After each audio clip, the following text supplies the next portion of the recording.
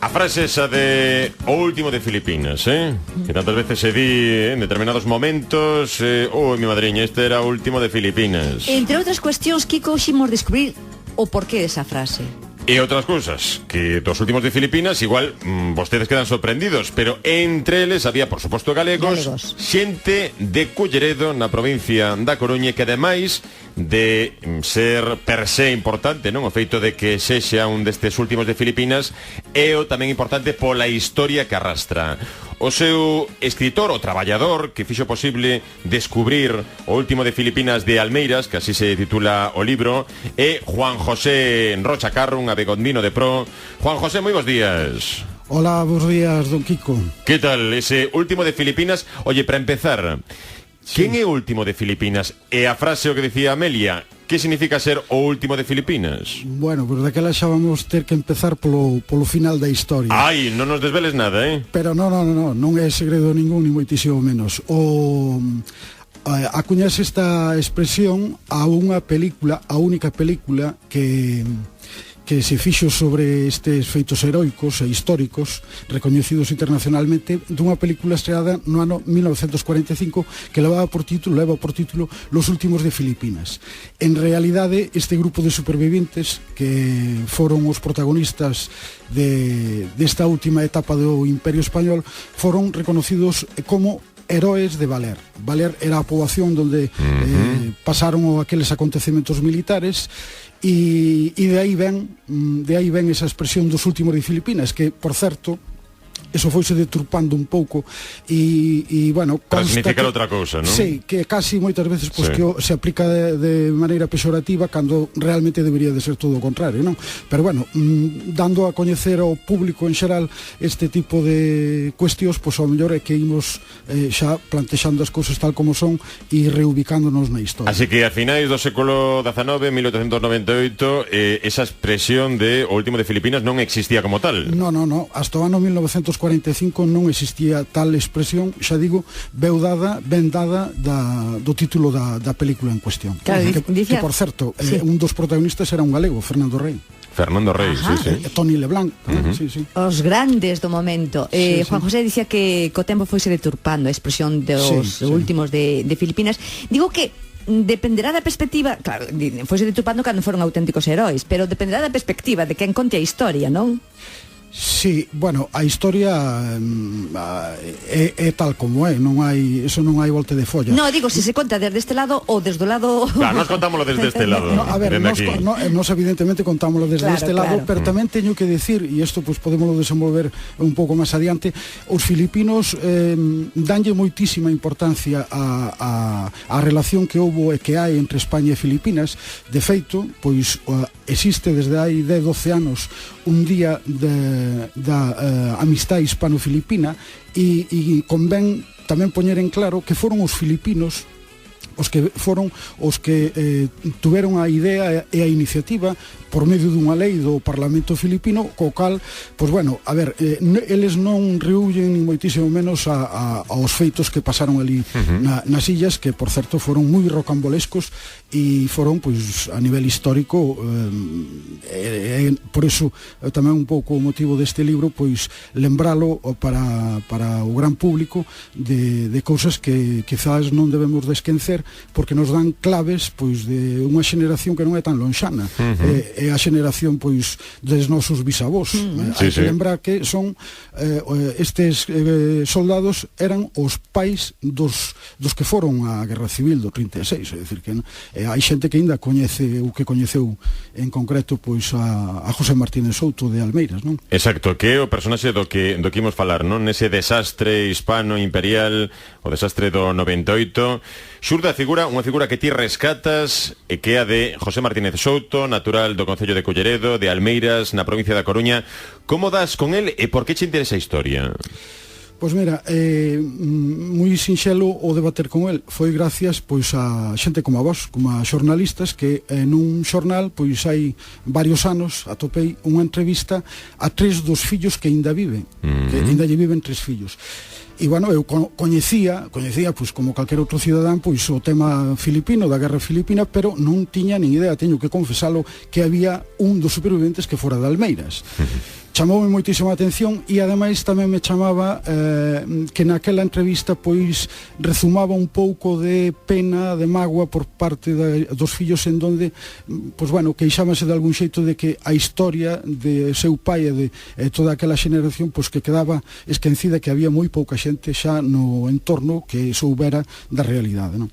Entón aí decides poñerte mans a obra e poñerte a rescatar a figura deste home. Sí, a min gustame a historia e evidentemente, pois bueno, encontreime nunha etapa da miña vida con ganas de emprender esta aventura, pasei no pipa, teño que reconocelo, e bueno, pois dou como resultado este traballo, do cal, pois bueno, eu teño que dicir que me sinto orgulloso e supoño, espero que o lector pois que se ubique perfectamente todo o que aconteceu, porque nel pois relátase non solamente as vivencias de José Martínez Souto, que é o fío condutor, pero faise un relato o máis polo miúdo posible de todo o conflito que foi, como digo, moi interesante pois a nivel histórico e que nos dan claves incluso de cousas que están pasando hoxe en día. A verdade que sí, que pode estar orgulloso deste traballo, el último de Filipinas, de Almeiras, Culleredo a Coruña, José Martínez Souto, un euro en Valer. Estamos falando co seu autor, con Juan José Rocha Carro, que fixo un traballo documentado e ao mesmo tempo livián, non? Que é dixerible, que se pode entender e que se disfruta coa súa lectura. Pero quen é este home? Como chega un de Almeiras a Filipinas a verse nunha das guerras ou momentos míticos da historia de España? Sí, pois corría 1896 e hai que recordar pois que naquel tempo pois tiñamos como colonias, como territorio español, as illas de Cuba e as de Filipinas.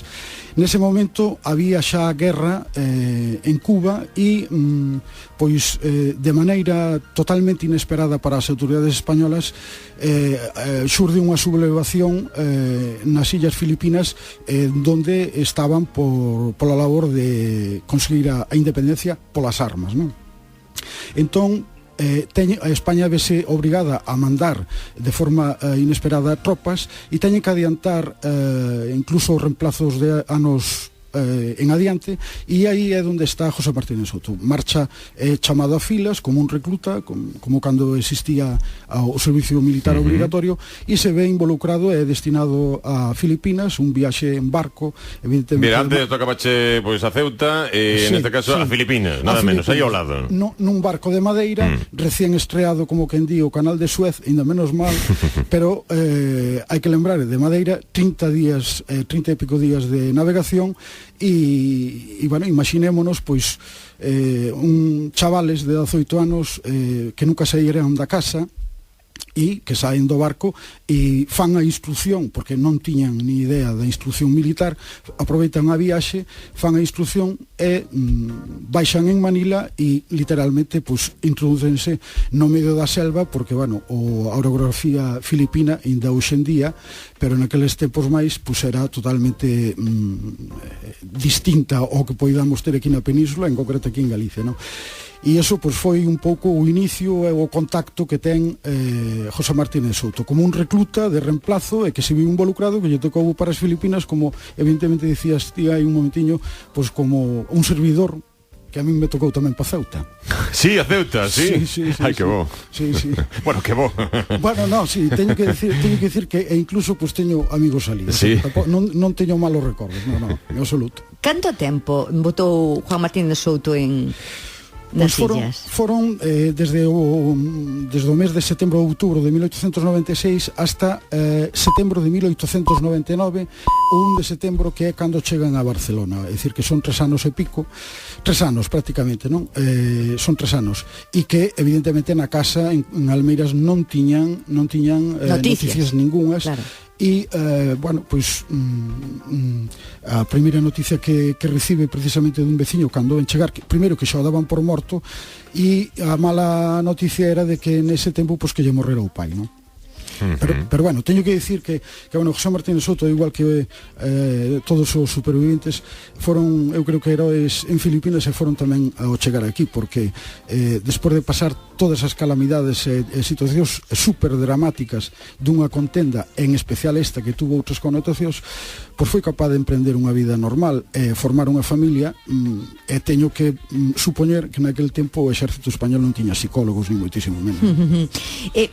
Aquí sí que foron recibidos como auténticos heróis. Bueno, hai matices. Sí, pero non, ou sí depende, non? Porque en realidade España estaba sufrindo un deterioro moral na ciudadanía que non era bo.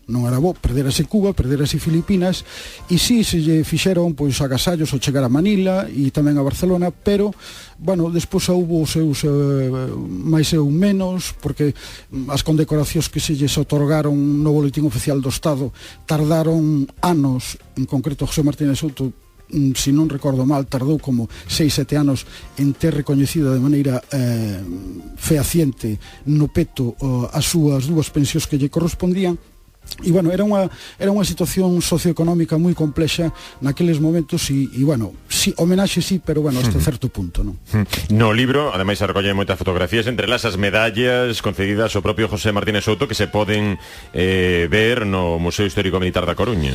Sí, isto é gracias a boa disposición da familia de José Martínez Souto, que bueno, evidentemente pois é propiedade deles, pero que o teñen ali en préstamo para que calquera cidadán que vai de visita ao museo, pois que poida pois ver ali os seus as súas pertenencias, e bueno, que entre elas, a parte das medallas, pois hai un libro que escribiu o tenente do destacamento Saturnino Martín Cerezo, que, pois bueno, desmenuza polo miúdo todo o que aconteceu naquela iglesia durante os 11 meses que estuveron encerrados resistindo ali aos ataques dos revolucionarios filipinos, non? E é un documento pois histórico de envergadura, e bueno, digno de mencionar, ¿no? Este é un traballo no que, ademais de coñecer a figura deste último de Filipinas de Almeiras, de José Martínez Souto, tamén serve para reflexionar sobre a historia, ¿no? Que decías ti antes, tócase tamén o que significa o bipartidismo, Partido Conservador, Partido Liberal. Isto está ben o que dicías ti, porque agora tamén está moi sometido a debate o que significa o bipartidismo e o que significa a remuda diante dun goberno, neste caso español, non? Sí, está clarísimo de que esa é unha situación que ten certa similitude. Quizás pois estaba máis extrema naqueles momentos, porque bueno, hai que ter en conta de que a poboación española naqueles momentos pois era, a inmensa maioría era analfabeta ou semi-analfabeta, e os que estaban nas Cortes Xerais evidentemente pois era xente pois que sabía escribir, ler, que tiña cartos, e que bueno, que a distanciamento era enorme, pero ese o turnismo do bipartidismo que se implantou en España na época da Restauración, pois nestes anos está reflexado perfectamente, e que nos lembra pois algunhas cousas que están pasando agora, non? Tamén hai outra cuestión importante, que a maneira de digamos de España dispoñer o goberno e a administración no territorio filipino pois foi un pouco distinto, non? E hai que entendelo en canto que o arquipélago das Filipinas está formado nin máis nin menos que por máis de 7.000 islas. É dicir, que ten máis xente, hai máis islas en Filipinas que habitantes en Abegondo. Por poñer xa un exemplo así para que nos supoñamos. Evidentemente algunhas son moi pequenas, pero a forma de administrar aquelo, claro, era ingobernable ao 100%, pero en todos aqueles sitios en donde había poboación, eu queixara tamén destacar o papel importantísimo que o Estado lle otorgou aos religiosos españoles, e porque eran os que realmente estaban na vida cotidiana cos nativos, e, bueno, como digo aquí no libro, expresións que están feitas xa, aparte de ser religiosos, pois eran mestres, policías e aconselladores, eran de todo, non? E bueno, eso tamén é unha característica salientable, e, bueno, diversos pormenores que despois se suscitaron cando xurdiu a Revolución Filipina, non? Un libro onde se mistura o que é a historia en sí, o traballo, digamos, positivo, non? De recoller, positivo, refírome de levar datos e traducilos despois nun libro, pero tamén a historia, que é unha auténtica novela, a vida deste home, que vostedes poden descubrir no último de Filipinas de Almeiras, de Culleredo a Coruña, José Martínez Souto, un héroe en Valer, de Juan José Rocha Carro, que está editado en Círculo Rojo e que lles recomendamos, pues, por exemplo, para esta fin de semana, para coñecer moito máis do noso e saber de figuras que non están rescatadas, pero que grazas á pericia de xente como Rocha Carro podemos telas nas nosas mans. Juan José, unha aperta moi forte. Pois moitas gracias a Radio Galega, a Kiko e os seus colaboradores e compañeiros, e hasta outra ocasión. Moitas gracias.